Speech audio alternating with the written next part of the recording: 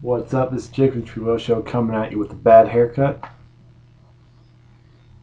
Never again will I pay for another haircut when I can just buzz it off myself. Start off the show tonight with Chad Patton and Paul Heyman cutting promos about what happened last night on Night of Champions.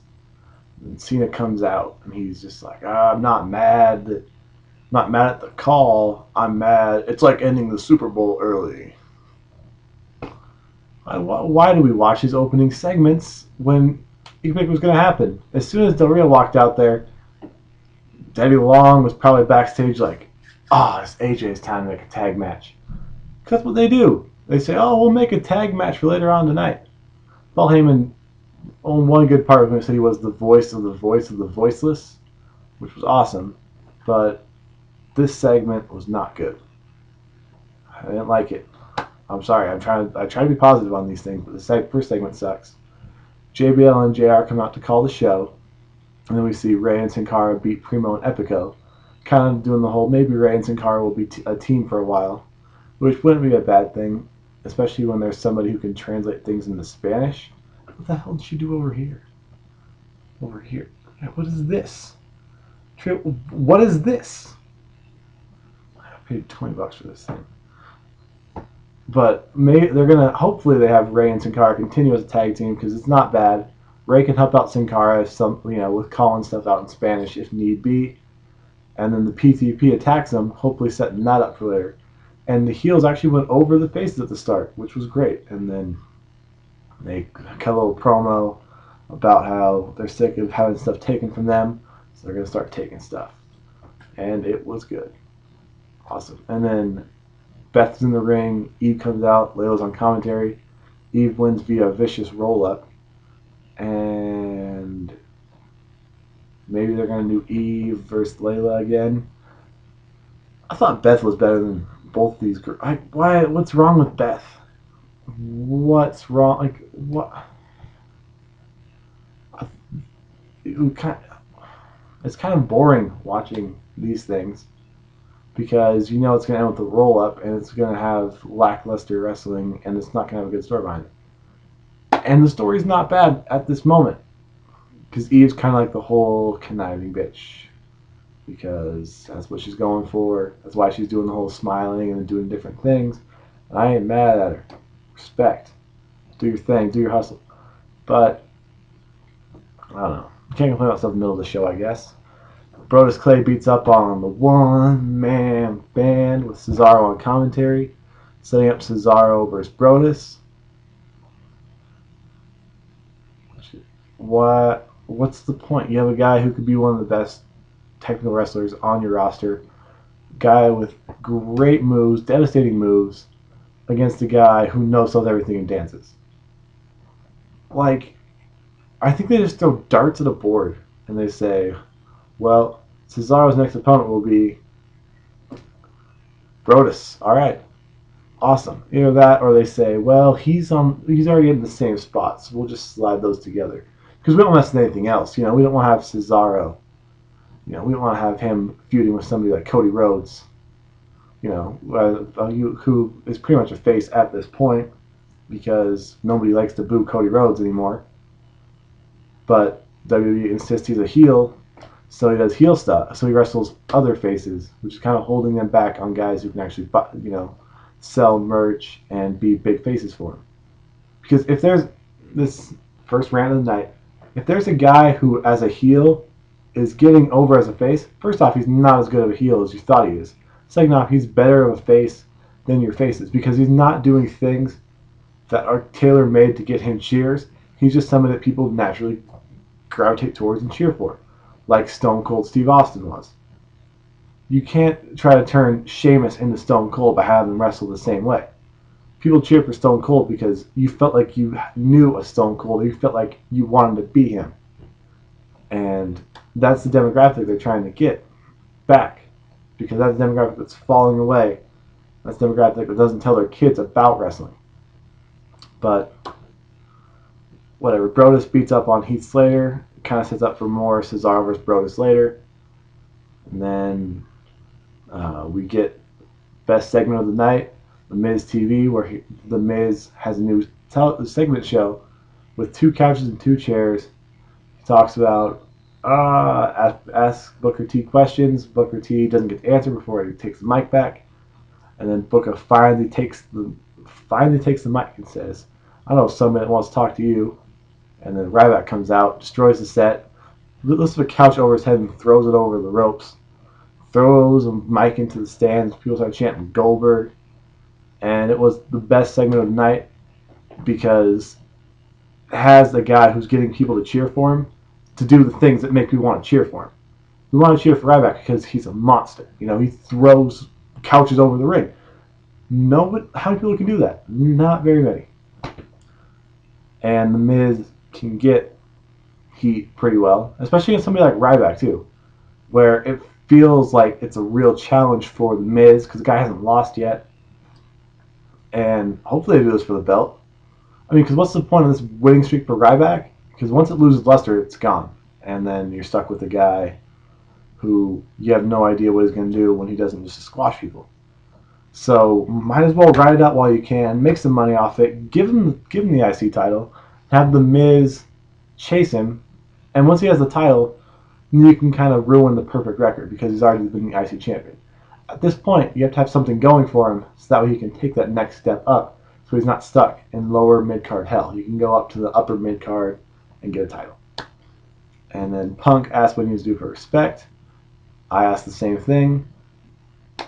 What does Punk need to do for respect? What does he have to do to get booed? He didn't get booed at all tonight. Once again, you have a guy who people naturally gravitate towards because either at some point you were CM Punk or you felt like CM Punk in your life. Adults are like, yeah, you know, I see this guy who was he stands up for who he is and he's the same and all that. And he's awesome. And kids are like, you know what, this guy's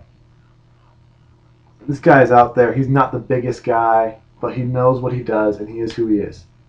Which is the exact opposite of the paradigm of WWE, which makes sense why they want to push him as a heel.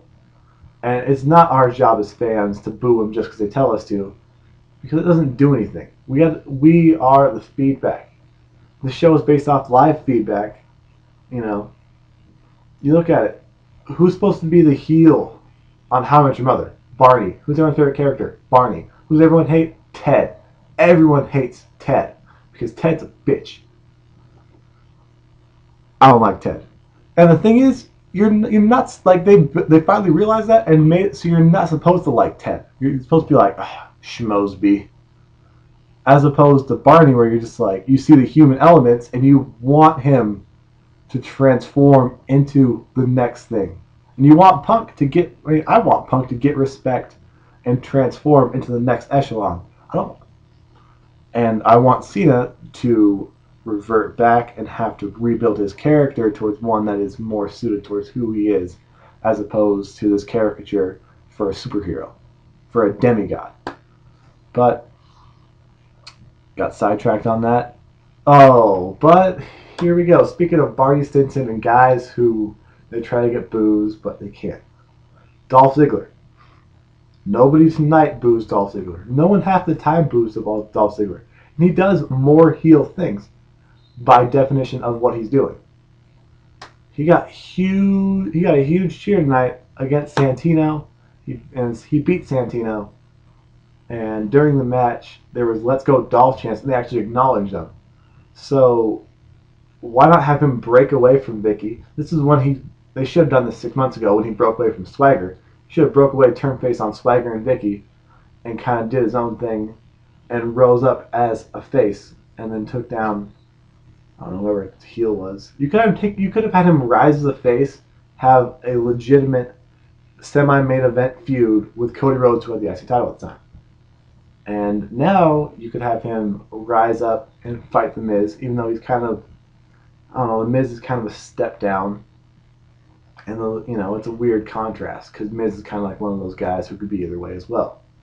But, since they don't like to have heel champions, what are they going to do with Dolph Ziggler? Are they going to have him cash in?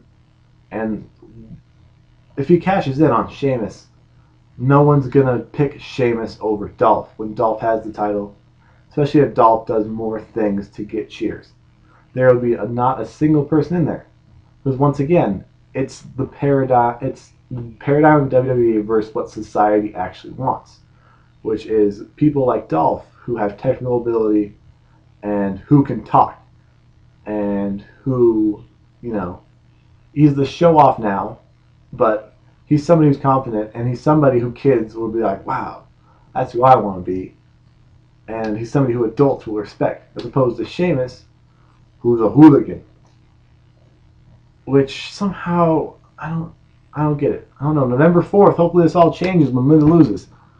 But Wade Barrett elbows Justin Gabriel in the next match.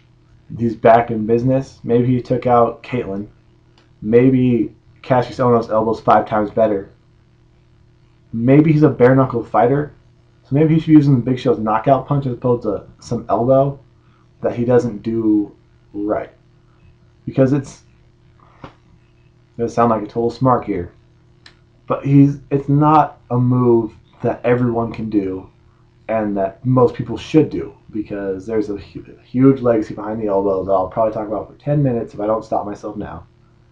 And he doesn't really fit in there, but he fits in he's a bare knuckle fighter. He's not some guy dropping elbows. You have guys who can throw great elbows, you know. Why isn't Tensai's finisher that elbow? That would be devastating. You know, if big guy throwing a nasty elbow, boom. But at least Wade Barrett's back on TV and he's kind of in like a somewhat of an acolyte role. I like it. It's like not liking a little cherry on top of the sundae. You know, you can pull it off. Actually, no, it's like the whipped cream, because you can pull off the cherry and you can avoid one of the ice cream. But god damn it, you cannot avoid that whipped cream. That right there is the Trio of Show's new slogan. God damn it, you can't avoid that whipped cream. Think about it. The fit, like, because you can look at different parts of stuff. Like you can be like, well, I don't like, you know, who John Cena's character is, but I respect other things. And then that's like the little strawberry in the corner that you don't want. Maybe like bananas, and that could be like, you know, Daniel Bryan, let's see, not being tall. Whatever people don't like him for. I like him, so whatever. But, you know, for Sheamus, it's like, well, I like chocolate ice cream, which is, you know, him doing some cool stuff every now and again. The rest of the stuff kind of sucks. Actually, I like all parts of banana splits. I'm saying for people, you know. But when it's that whipped cream that you can't really avoid, you can't really scoop away because it kind of fell into the crevices of the ice cream, then you're screwed. That's the finisher. And that was when Sheamus was trying to do that white noise finisher and all that. Finishing moves, entry music are the 2 most underrated things because you can't get away from those. Those are the whipped cream and whatever else is something you cannot avoid in the banana split. That metaphor. Speaking of food, I guess I'm hungry. Subway ad comes up. It was classic. R-Truth gets 2 subs for him, Little Jimmy, and Kofi. Damian Sandow talks about some great sub. Takes an Italian BMT and says, okay, yeah. And then they give one to Zack Ryder, and he says, ooh, you know it.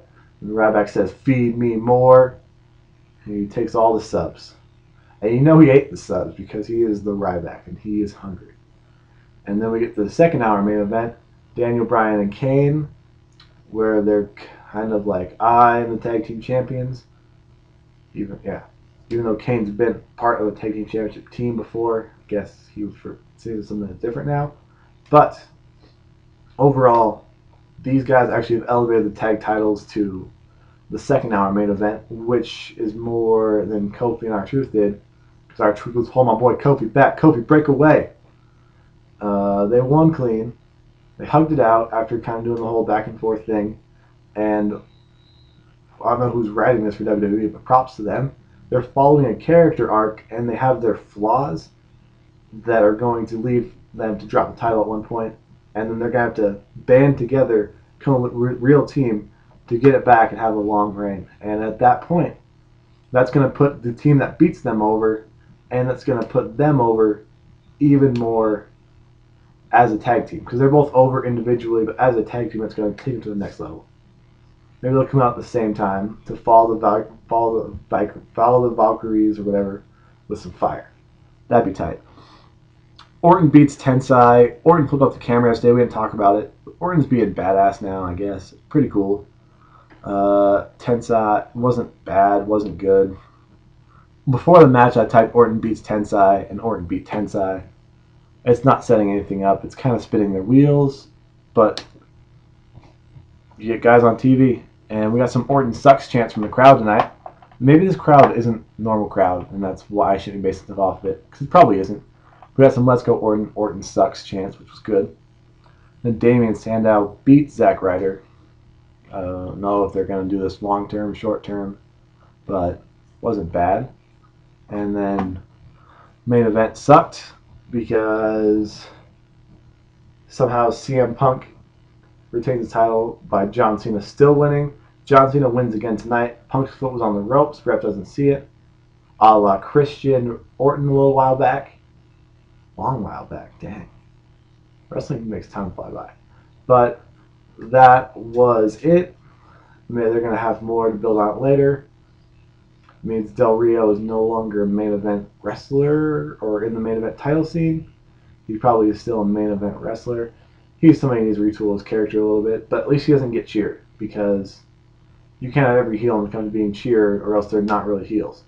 Anyway, let me know what you think down here in the comment box. We have over 700 subscribers now. Somehow, thanks guys. Subscribe if you haven't, because we're awesome. And like this video. I think it's in this corner. Don't dislike this video, because that's kind of mean. I put a lot of work into this. And take care. Don't pay for $16 haircuts that don't look good. It looks good. It just doesn't fit my face well, you know, because I got this long face, and then it's not tapered right for that. Who knows? Let me know. Hashtag Jake's Haircut Opinions if you watched this much in the video and you haven't turned it off yet. Let me know. Thank you.